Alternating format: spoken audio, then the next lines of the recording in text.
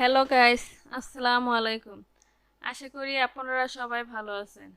আজকের এই ভিডিওতে আপনাদের আমি দেখাবো কম্পিউটারের একটি টিপস।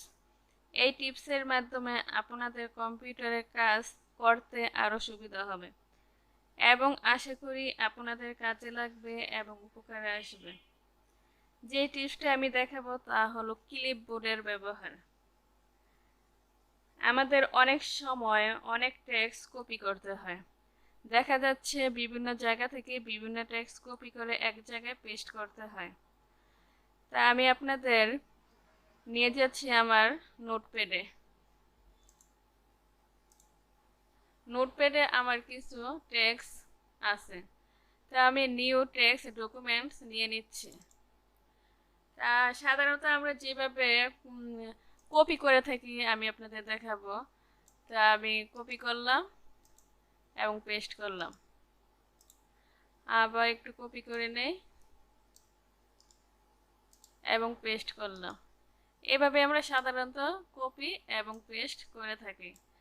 তবে এই কাজটা ইজিলি কিভাবে করবেন তার জন্য আপনাদের কিবোর্ড থেকে উইন্ডোজ প্লাস ভিতে ক্লিক করতে হবে।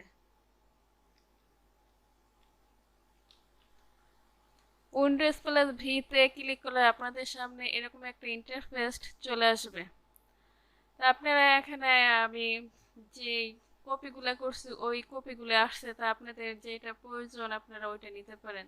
তা আমি প্রথমটা নিলাম, নেওয়ার পর আমার এখানে চলে আসছে। আমি আবার উইন্ডোজ প্লাস ভিতে ক্লিক করব। ক্লিক করার পর আমি আবার যেটা প্রয়োজন ওইটা নেব। তো আমি এটা নিচ্ছি। আমি আবার উইন্ডোজ প্লাস ভি ক্লিক করব। আমি একেবারে এই যে নিচেরটা নেব। আমি এখানে ক্লিক করব। ক্লিক করার পর আমার এটা চলে আসছে।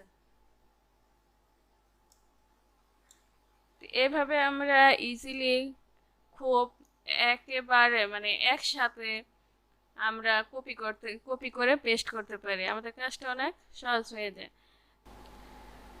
আপনারা যারা ক্লিপবোর্ডের ব্যবহার ফার্স্ট করবেন তাদের সামনে এই ইন্টারফেস চলে আসবে। আপনারা টার্ন অন করে দিবেন।